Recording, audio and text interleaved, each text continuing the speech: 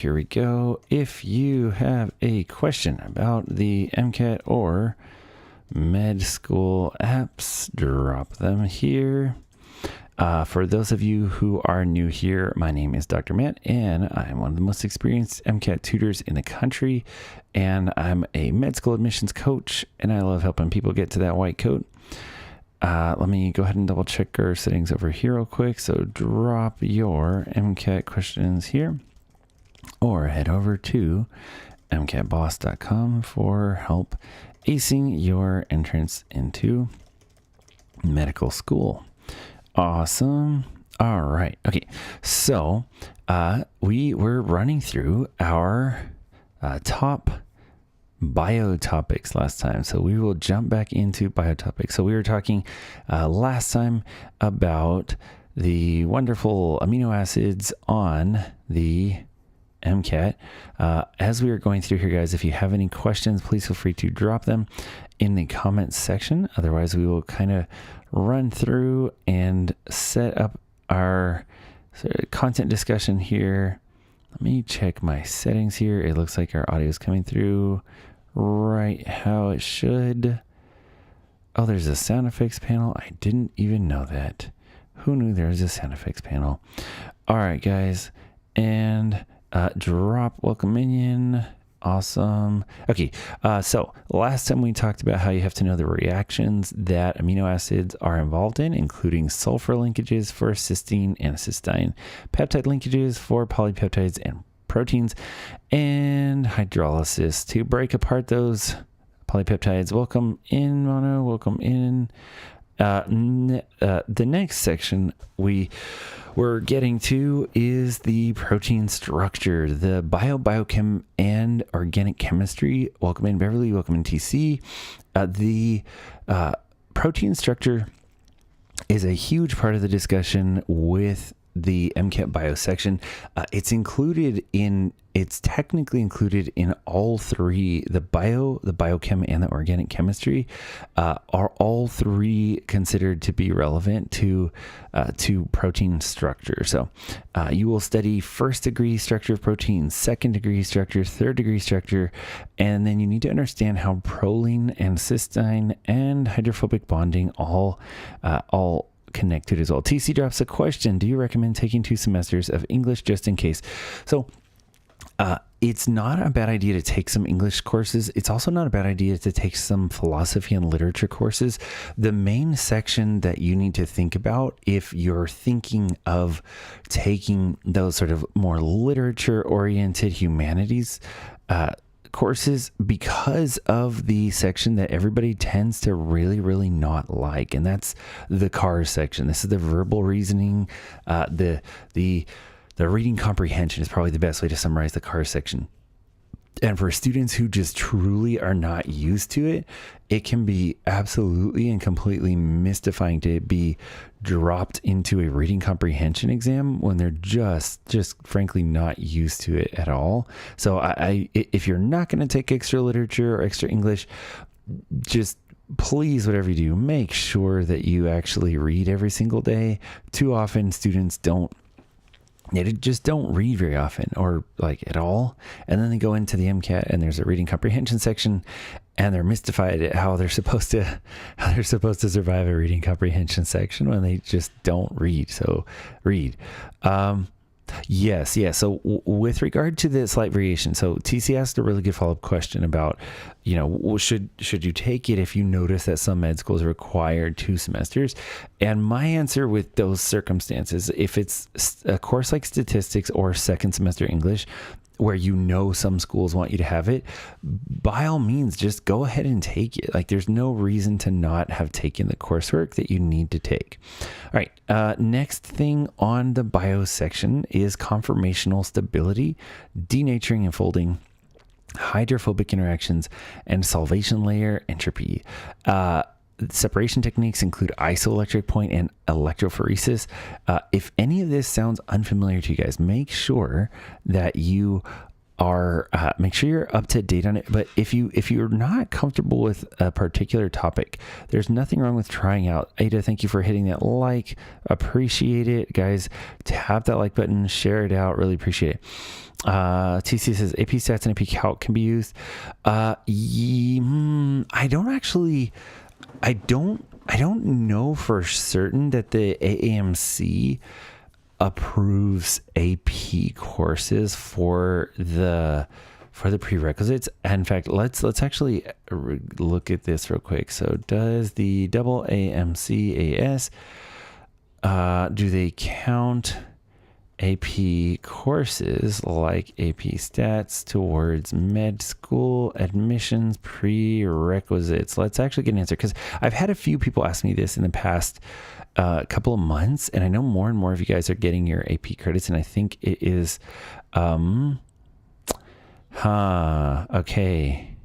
Wow, that is a very mixed answer. So this is the thing that I was concerned about, and the answer appears to be that the AAMC, the actual application service, does allow you to list AP as though it counts towards the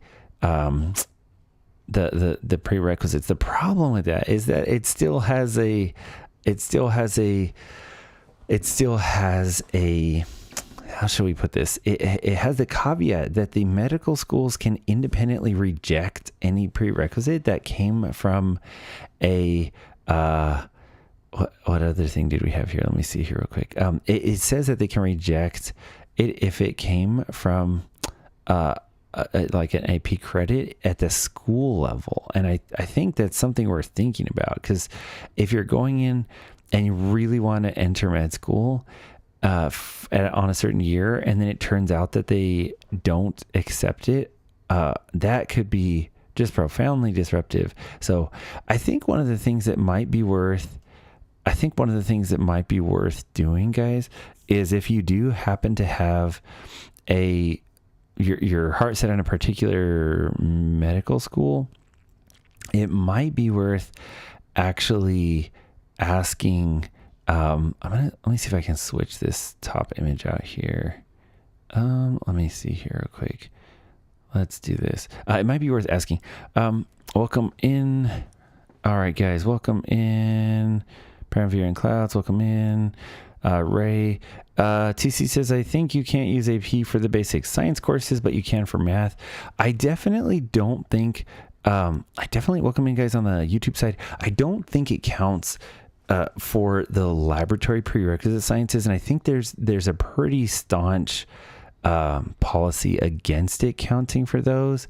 And the reason for that, I think, should make sense to everybody, just because of the fact that you don't actually have you don't have laboratory credits the same way in high school as you do in college. And I think they're pretty clear about that. Okay, we're going to try out a little bit of a different header here. Hopefully that is visible on your screens.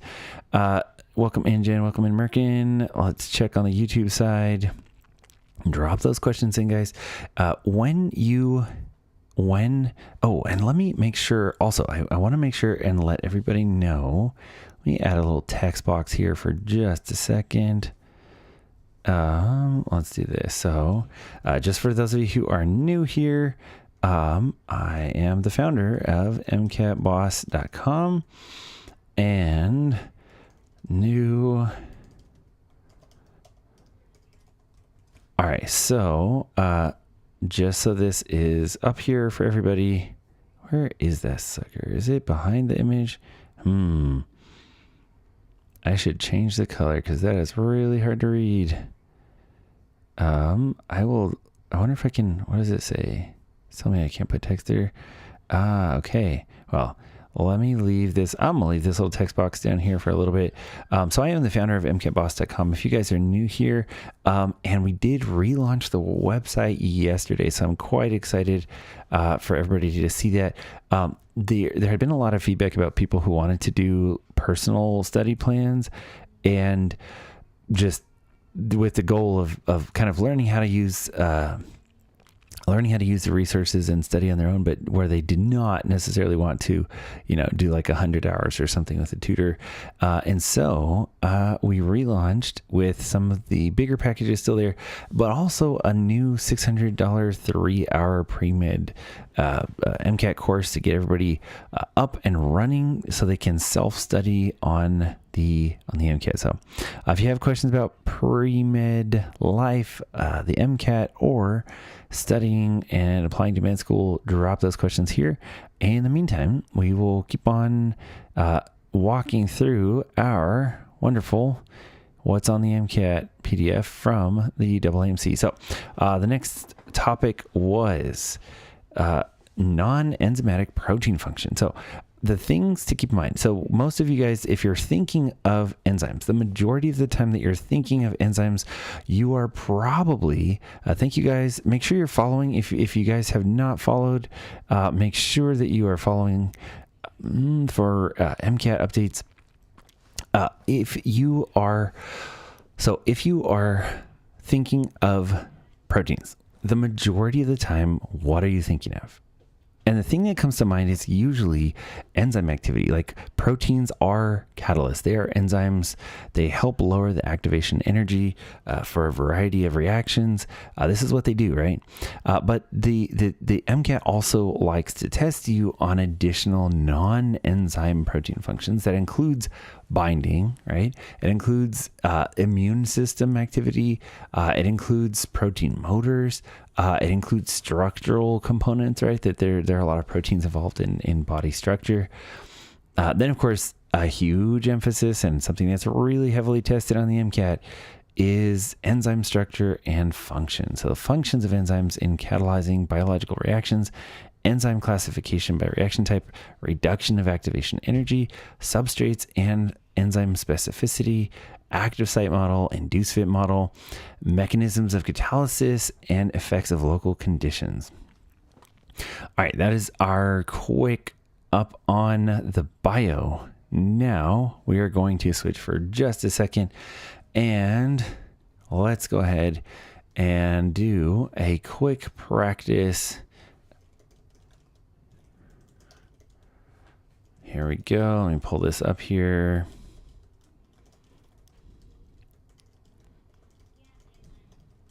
All right, so let's get this going here in just a second. Drop those questions in, guys. If you have questions about getting into med school, drop those questions in. And let's go ahead and pull up our practice passage here. Let me figure out how to get this on screen. We frequently get inquiries and comments and everything about the cars section. It's kind of famously everybody's, the cars section is kind of famously everybody's most least favorite thing. All right. I do think we will have to relaunch again a little bit later. I need a chance to patch in the cars passages, and we will try this again a little bit later tonight. And join us. Make sure that you check out the website for the new MCATboss.com. And